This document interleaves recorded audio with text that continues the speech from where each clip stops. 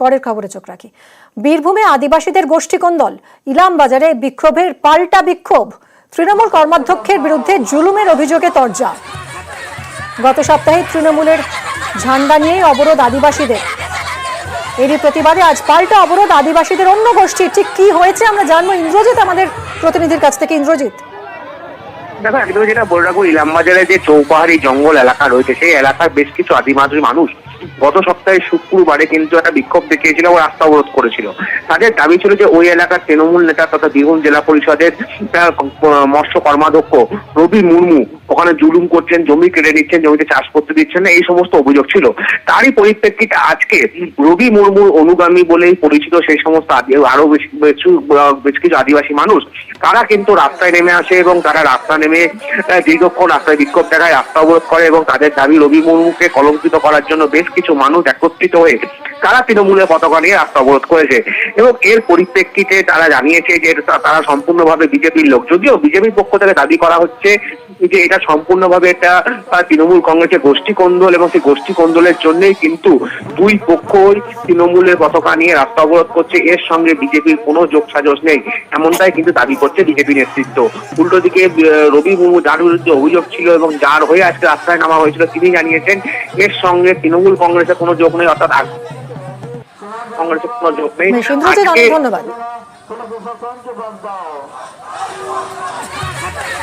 আমাদের জেলা পরিষদ কর্মাধ্যক্ষকে জানিয়ে চক্রান্ত হচ্ছে, তাদেরকে ওরা বিজেপির লোক, আমাদের তৃণমূল কি করে পতাকাটা পেয়েছে, তাদের কোথা থেকে পেয়েছে, তাদেরকে আমরা স্টেপ নিতে চাই, তাদেরকে শীঘ্রভাবে যেসব করাচ্ছে তাদেরকে আমরা অবিলম্বে গ্রেপ্তার হোক, এটাই আমাদের চাই।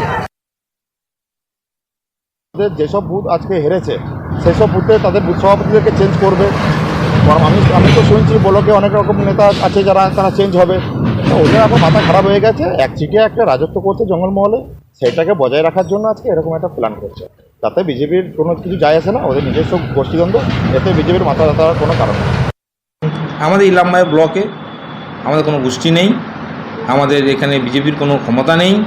সিপিএম এবং বিজেপি তার সঙ্গে কিছু মানুষ আছেন, তাদের ইন্ধন দেওয়া হচ্ছে, সেই ইন্ধন যারা দিচ্ছে তাদেরকে খুঁজে বের করার জন্য প্রশাসনের কাছে আমরা দ্বারস্থ হয়েছি।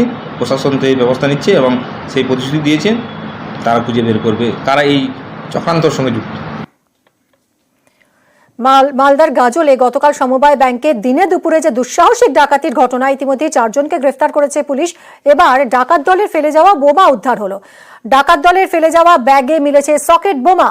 গতকাল গাজলের এই সমবায় ব্যাংকের ডাকাতির ঘটনায় ডাকাত দলকে ধরতে গুলি চালায় পুলিশ, আর এই গুলির লড়াইয়ের সময়ই বোমা ভর্তি ব্যাগ ফেলে পালায় ডাকাতরা। সকেট বোমাগুলো নিষ্ক্রিয় করেছে বম্ব স্কোয়াড।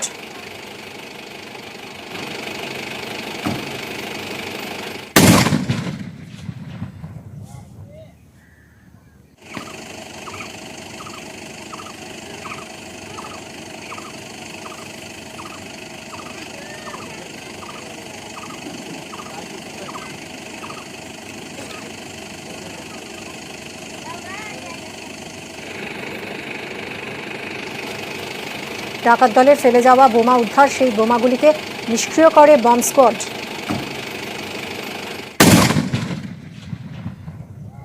গাড়িটা খুব স্পিডে আসলো ওদিক থেকে, এসে এখানে সাইড করলো, তারপরে আমরা দেখছি তো গাড়ির গেট খুলে দিয়ে সব পালাতে লাগলো। আমরা প্রচুর আতঙ্কে আছি, এরকম একটা ডাকাত এরকম অস্ত্র নিয়ে, বম রাখা আছে গাড়িতে, বম পাওয়া গেছে, 3টা ওয়ান শাটার পাওয়া গেছে, কার্তুস পাওয়া গেছে। এটি আমাদের এলাকাতে এখন আতঙ্ক প্রচন্ড।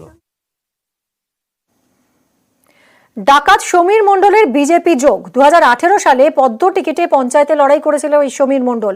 গাজলের রানীনগর 2 থেকে ভোটে লড়েছিল।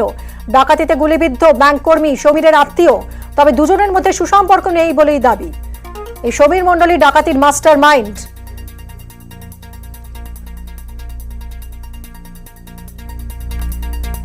2018 সালে পদ্ম টিকিটে পঞ্চায়েতে লড়েছিল সমীর মণ্ডল। বিজেপি পার্টি থেকে দাঁড়া থেকে তারপর তো কেস 2টা হয়ে গেল, ওর কেস দিয়ে দিল তৃণমূল পার্টি কেস। জলে বলতে 28 দিন না 1.5 মাস ছিল বোধ হয়, 1.5 মাস 2 মাস। মালদা জেলে, রায়গঞ্জ জেলে ছিল, বালাঘাটে জেলে ছিল। ঠিক আছে, জাম টাম করলাম, তারপরে থেকে তো আর এখন বাড়িতেই ছিল। এখন আজকে যে হঠাৎ হয়ে যাবে আমি তো জানি না। দুটো ছেলে ছিল রাত্রিবেলা, ওই আর একটা সময় মানে কি ওরা চলে গেল, এই শব্দ হলো আওয়াজ, যখন শুনতে পেলো কি আমি জানি টায়ার বাস্ট হয়ে গেলো গাড়ি সবসময়, তো তারপর আর একবার আওয়াজ হলো, তারপর শুনতে ব্যাংক ব্যালেন্স ছিনতে হয়ে গেলো। আচ্ছা, ব্যাংকের কর্মী যে হচ্ছে গুলি খেয়েছে সে আপনার কি হয়? ভাগিনা। সংসার ওই তো বউটা তো ওখানে থাকে, ছেলেটাকে আমাকে পড়াচ্ছি, ওই তো একাই খায়, আমাকে মানে কি এখন 30 বছর আগে 30 টাকা আমাকে দেয়নি, না কোনো সম্পর্ক নাই আমার। আমি 18 সালে ওই তোমার 2018 সালে দাঁড়িয়েছিলাম, আমি ফার্স্ট হয়েছি, আর ওই দাঁড়িয়েছিল সমীর থার্ড হয়েছে, তো থার্ড হয়ে তারপরে শুনছি যে আবার ডাকাতি গেছে, ধরা পড়ে গিয়েছে। সমীর কি থেকে, কোন দল থেকে দাঁড়িয়েছিল ভোটে? ওটা ইয়ে থেকে, বিজেপি থেকে, গ্রাম পঞ্চায়েতে দাঁড়িয়েছিলাম। আমি দাঁড়িয়েছিলাম টিএমসি, তোমার তৃণমূলে। মিনাখার ছবি দেখাবো আপনাদের। মিনাখায় বিদ্যুতের দাবিতে বিক্ষোভ। 1 মাস ধরে অন্ধকারে রয়েছে গড় আবাদ এলাকা, তীব্র গরমে হাঁসফাঁস অবস্থা বাসিন্দাদের। অভিযোগ, মাসখানেক আগে উন্নত পরিষেবা দিতে বাধা, বিদ্যুৎ দফতরের কর্মীদের বাধা দেওয়ার অভিযোগ, তৃণমূল পঞ্চায়েত সদস্যের বিরুদ্ধে বাধা দেওয়ার অভিযোগ। এই ঘটনার পর থেকেই চরম দুর্ভোগে বাসিন্দারা। কিন্তু কেন এরকম পরিস্থিতি হলো জানবো জিয়াউল আমাদের প্রতিনিধির কাছ থেকে। জিয়াউল, এতদিন হয়ে গেল এখানে বিদ্যুৎ নেই কেন, কি কারণে, মানে যেটা অভিযোগ উঠছে যেখানে বাধা দেওয়া হয়েছিল বিদ্যুৎ দফতরের কর্মীরা যখন এসেছিলেন, কেনই বা বাধা দেওয়া হয়েছিল?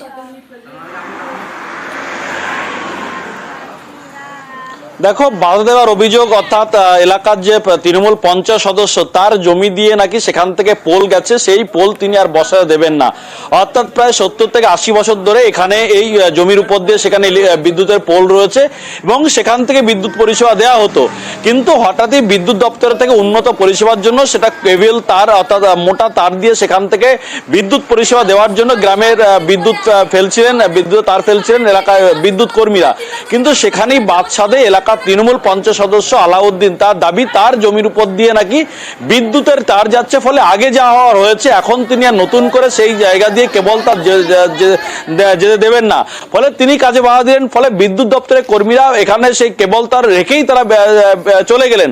অর্থাৎ সমস্যায় পড়লেন প্রায় গড় আবাদের এই বামনপুকুর এলাকায় গড় আবাদের প্রায় শতাধিক পরিবার। তাদের একটাই দাবি, দীর্ঘদিন ধরে তারা বিদ্যুৎ পরিষেবা পেয়ে আসছে, কিন্তু হঠাৎই এই তৃণমূলের দাদাগিরিতে তারা বিদ্যুৎ পরিষেবা পাচ্ছেন না। ফলে তারা বারংবার বিভিন্ন প্রশাসনিক দপ্তরে জানিয়েছেন, কিন্তু তারা বলছেন যে জমি জট সমস্যা বলেই তারা কিছু করতে পারছেন। ইতিমধ্যেই তারা প্লাকার্ড নিয়ে বিক্ষোভ দেখাচ্ছে। তাদের একটাই দাবি, যেভাবে তীব্র গরম পড়ছে বলে সেখান থেকে কেন তাদের বিদ্যুৎ পরিষেবা বন্ধ করে দেওয়া হয়েছে, এবং তারা বারংবার বিভিন্ন দপ্তরে গেছেন, পঞ্চায়েতে জানিয়েছেন এবং বিদ্যুৎ দপ্তরে জানিয়েছেন, কিন্তু কোনো সুরাহা হচ্ছে না। ফলে তারা আজকে তারা রাস্তায় নামলেন এবং বিক্ষোভ কর্মসূচি করলেন এবং তাদের একটাই দাবি, সবটাই তৃণমূলের দাদাগিরিতেই তিনি কিন্তু এই বিদ্যুৎ পরিষেবা বন্ধ রয়েছে। অন্যদিকে যার নামে অভিযোগ, তার স্পষ্ট দাবি, তার পারিবারিক জমি তিনি কেন জনসাধারণের জন্য সেখান থেকে বিদ্যুতের খুঁড়ে দেবেন, এটা নিয়েও তিনি বলেছেন।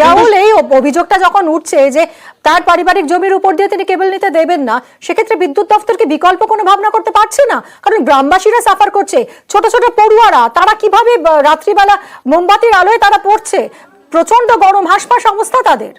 বিদ্যুৎ দপ্তর কিছু ভাবছে না বিকল্প ব্যবস্থা?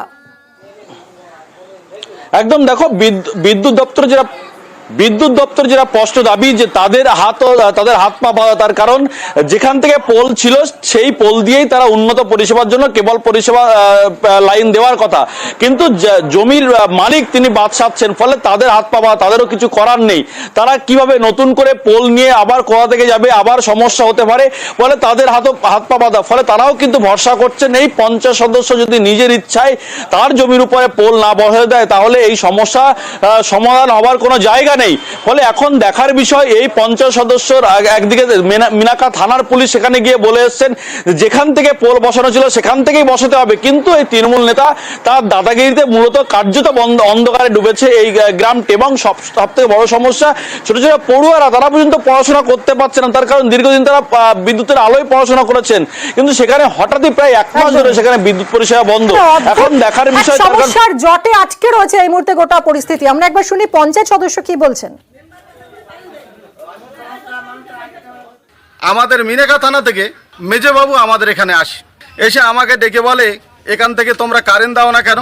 দীর্ঘদিন থেকে অন্য জায়গা থেকে কোনো লাইন না থাকতো তাহলে আমরা দিতে বাধ্য ছিলাম, কিন্তু ওদের তো 15 বছর ধরে একটা জায়গা থেকে ওরা লাইন চালাচ্ছে, সেখান থেকে লাইন ছিল, এখন সেখান থেকেই লাইনটা হবে। তারপরে মিনাকা থানার মেজবাবু আমাকে বলে যে জোরপূর্বক এখানে আমি খুঁটি পুঁতি দিয়ে যাও। তখন আমি বলি যে ল্যান্ডটা আমার বড় ভাইয়ের। এমত অবস্থায় ওরা মিথ্যা অভিযোগ যখন আমার এর উপরে এরকমভাবে করে, তখনই আমরা বিষয়টা বলি যে তোমরা গাছজোয়ারি করে এসব করলে তো হবে না। আমাদের কারেন্ট আসতে দিচ্ছে না, আলাউদ্দিন ঘোরামি, ফকির ঘোরামি, সাইফুদ্দিন ঘোরামি আমাদের কারেন্টের জন্য খুব বিবাদী। আর 17-18 দিন আমাদের কারেন্ট নেই, বাল বাচ্চা স্কুলে যেতে পারছে না, সব ঝামেলায়, কেউ হার্ট অ্যাটাক করছে, কেউ অসুস্থ শুয়ে আছে, 2টো ঘর বাড়িতে চলে গিয়েছে তালামালা দিয়ে, কারেন্ট দিচ্ছে না আলাউদ্দিন ঘোরামি মেম্বার। 17 দিন কারেন্ট নেই, আমাদের বাচ্চারা সব কি হচ্ছে, কারেন্টে রাত্রি করে ঘুমোতে পারছে না। 2টো মেম্বারকে বলেছি, কেউ আমাদের কারেন্ট দিচ্ছে না। আমাদের জবাব চাই, কারেন্ট চাই, অবশ্যই কারেন্ট চাই। আর এবার দক্ষিণ 24 পরগনার পাথর প্রতিমার ছবি দেখাবো। স্বাধীনতার 75 বছর পরেও সেখানে অন্ধকারে ডুবে রয়েছে গোটা গ্রাম। দক্ষিণ গোবিন্দপুরে চরম দুর্ভোগ, গ্রামে 50টি বিদ্যুতের খুঁটি রয়েছে, কিন্তু থাকলে কি হবে, বিদ্যুৎই নেই। 12 বছর আগে ট্রান্সফরমার বসানো হয়েছে, কিন্তু এখনো কোনো পর্যাপ্ত পরিষেবা পাচ্ছেন না গ্রামবাসীরা। বাজার থেকে বিদ্যুতের তার টেনে চলছে দেদার হুকিং, এবং এই হুকিং এর তারে পদে পদে বিদ্যুতের বিপদ। বৃষ্টির জলে যে কোনো মুহূর্তে বড় দুর্ঘটনার আশঙ্কা। এমনকি এরকম দুর্ঘটনা ঘটেওছে। কয়েকদিন আগে বিদ্যুৎ স্পৃষ্ট হয়ে মৃত্যু হয়েছে একজনের। দ্রুত ব্যবস্থার আশ্বাস দিয়েছেন পাথর প্রতিমার পঞ্চায়েত সভাপতি।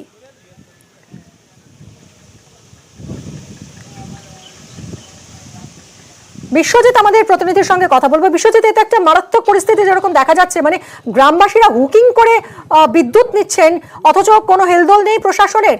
এই জট কিভাবে খুলবে?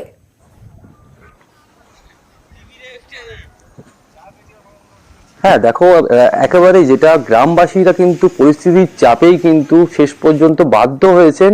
ওই যে 100টি বেশি পরিবার রয়েছে গ্রামে, সেই গ্রামের বাসিন্দারা কিন্তু বাজার থেকে হুক করে প্রায় তুমি দেখো এত দিন ধরে কিন্তু সেই বিদ্যুৎ তারা কিন্তু চালাচ্ছেন, এবং সেখানেই কিন্তু ঘটছে বিপত্তি।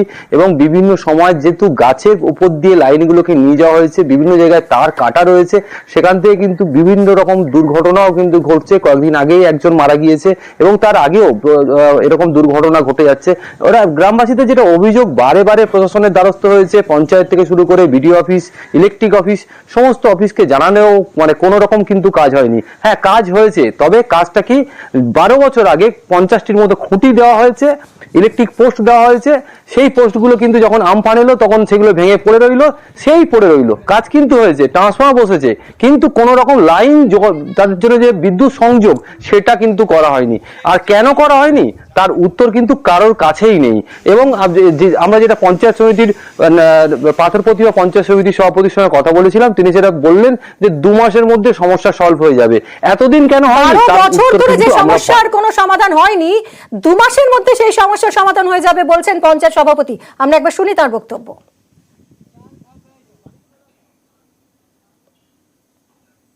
সঙ্গে আলোচনা করেছি, তো আমাদের স্থায়ী সমিতির মিটিংয়েও এটা উঠেছে, এবং আমরা চেয়েছি যে ওটা খুব তাড়াতাড়ি 1 মাস 1.5 মাসের মধ্যেই ওটা যতটা সম্ভব আমরা কমপ্লিট করার চেষ্টা করব, ওখানে যাতে সবাই মিটার পেয়ে ভালোভাবে এটা করতে, বিদ্যুৎটা ব্যবহার করতে পারে, যাতে না হুকিং করতে হয় মানুষকে। এটা আমরা পাথর প্রতিমা পঞ্চায়েত সমিতি নিয়েছি, উদ্যোগ নিয়েছি।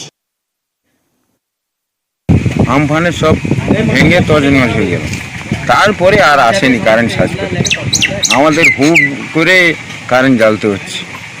মিটার এসছিল, তারপরে আর চার্জিংও করে না, আর পোস্টও টাঙায় না, তারও খাঁচে না। এই আমফান ঝড় হয়েছে, পড়িয়েছে, শরীর টানে পাট গুটি গিয়েছে।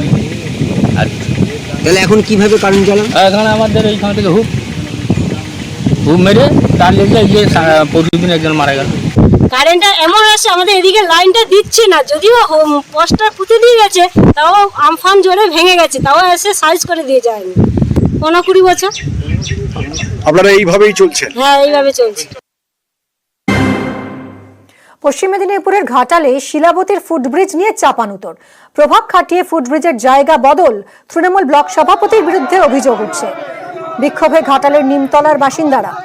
অভিযোগ অস্বীকার করেছেন ঘাটালের তৃণমূল নেতা সুকান্ত। আমাদের প্রতিনিধির সঙ্গে কথা বলবো। সুকান্ত, ঠিক কি অভিযোগ উঠছে তৃণমূল নেতার বিরুদ্ধে, কি করেছেন তিনি?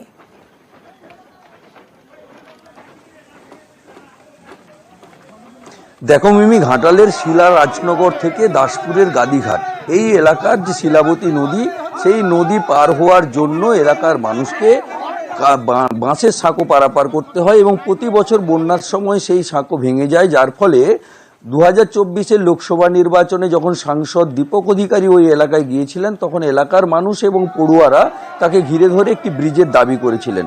সেই এলাকার মানুষের কথা মাথায় রেখেই সাংসদ দীপক অধিকারীর চান এবং ঘাটাল বীরসিংহ উন্নয়ন পর্ষদ তহবিলের 2 কোটি টাকা ব্যয়ের একটি ফুটব্রিজ তৈরি করার সিদ্ধান্ত হয়।